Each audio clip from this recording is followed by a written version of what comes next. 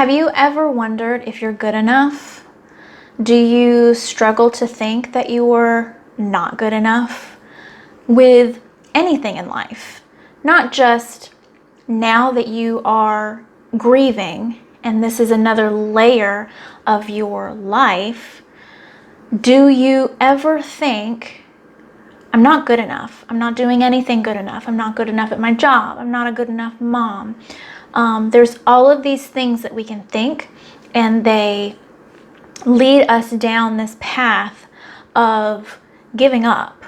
What makes us feel this way? What makes us feel like we are not good enough? Who determines our worth anyway? I feel like many of us, probably most everyone, has some childhood issue that started it. There was a teacher or a parent or someone who said something, even just once in your life, that made you think, well, I'm not good enough. And these things stick with us over and over for time, through our life. What even is enough? What does that even mean? Do you think I'll be good enough if I lose 10 pounds? I'll be good enough if I get a promotion at work. And those things will magically make you feel like you're good enough. But what happens if you achieve those goals and you still don't feel good enough? You don't have to listen to your inner critic. Just like you can walk away from a negative person or hang up the phone if somebody's being negative, you don't have to believe everything you think. I'm going to give you some ideas about what you can do when you start thinking, I'm not good enough. And I'm also going to share my story of thinking that I'm not good enough. Just one example. We all have lots of examples, I'm sure, but I'm just going to share one today. So first, when you're thinking, I'm not good enough at ABC, counter that thought. So when you start thinking, I'm not good enough at whatever it is in that moment, can you try this? Counter that thought with, what is an exception to this? What am I good enough at? Because you can't possibly be not good enough at everything. I know without a shadow of a doubt that there is more right with you than wrong. There is more right with everyone than wrong in this world. We just tend to narrow in on and focus on the things that we feel are not good enough. If your best friend was sitting next to you and they were saying, I'm not good enough at my job. I'm not a good enough parent. I'm not good enough because I need to lose weight. How would you speak to them? Would you say, yeah, you're right. You're awful? No, you would not. You would tell them all the things they are good at. You would help them see that they're making progress and that whatever that thing is they're focused on does not define them. And that applies to you and me too. When we get down on ourselves, thinking that we're not good enough at anything, stop and think. Seriously. You cannot hate yourself into loving yourself. Does that make sense? You cannot hate yourself into success. We have to stop comparing ourselves to other people. Comparing ourselves to other people is a destructive habit that breeds feeling not good enough. If you want to compare yourself to anyone, compare yourself only to yourself. So, am I better today than I was yesterday? Am I doing my best? Right? Does this make sense? Are you feeling it? Are you understanding what I'm saying? Are you picking up what I'm putting down? Let me know. I've talked about getting off of social media. I'll say it over and over and over again. If other people's highlight reels are making you feel bad about yourself, turn it off. There is no reason to torture yourself or to give yourself these false expectations of how your life should look because of what you see on social media. Turn it off. As someone who is grieving, and grief is a huge, huge part of your life. It's ingrained and intertwined with every single thing that you do or think or feel or don't do. You have to shift your perceptions and start celebrating the wins. And I'm not talking about big wins like, I don't know, I ran 5 miles today. That's great if you want to do that. But I'm talking about, did you get out of bed today? Win. Did you brush your teeth? Double win. Seriously, just the smallest things of having a routine and making those things happen, the small mundane things that you can manage, those are wins. You are good enough. You're doing it. You're making it happen. There are better ways to motivate yourself than by beating yourself up. Practice speaking to yourself with love and with positivity. Counter those negative thoughts with positive thoughts. Maybe you need to talk to someone.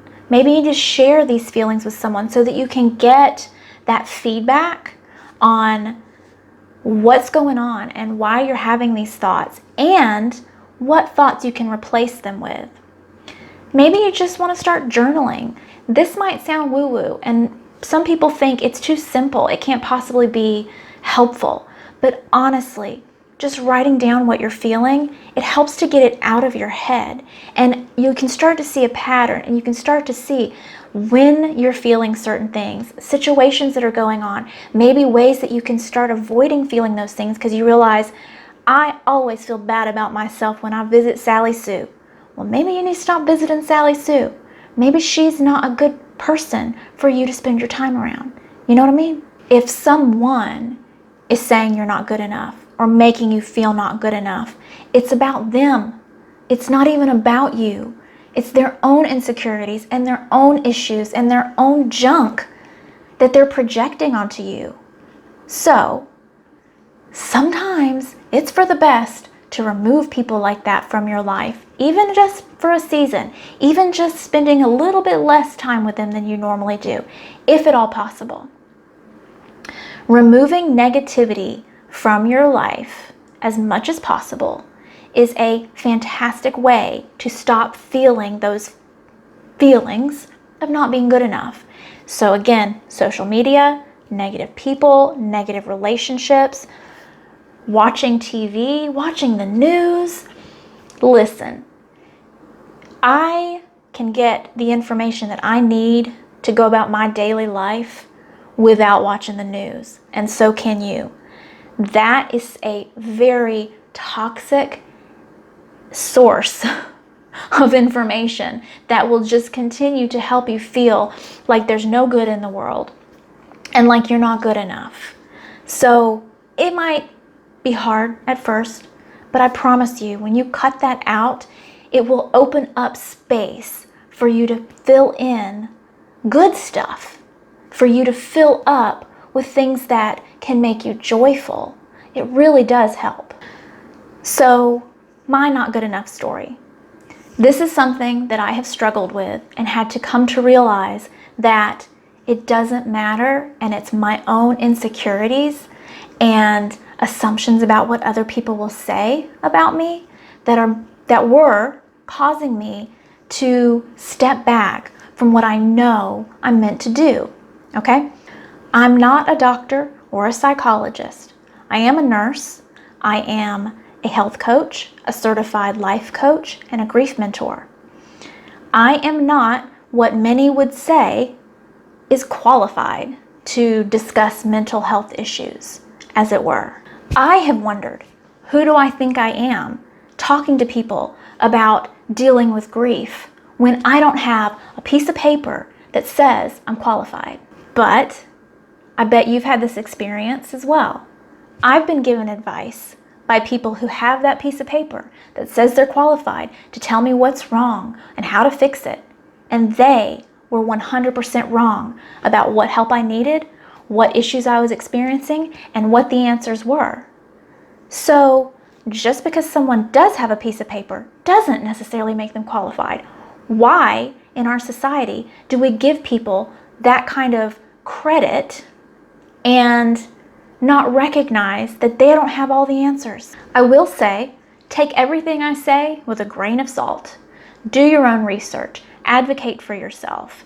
Figure out what you need. Seek therapy, counseling, whatever. But pay attention and advocate for yourself. I've had to overcome not feeling good enough, not feeling like sharing my experience, sharing my story wasn't good enough to qualify me to put it out there for you, to put it out there for anyone to be able to find and connect with.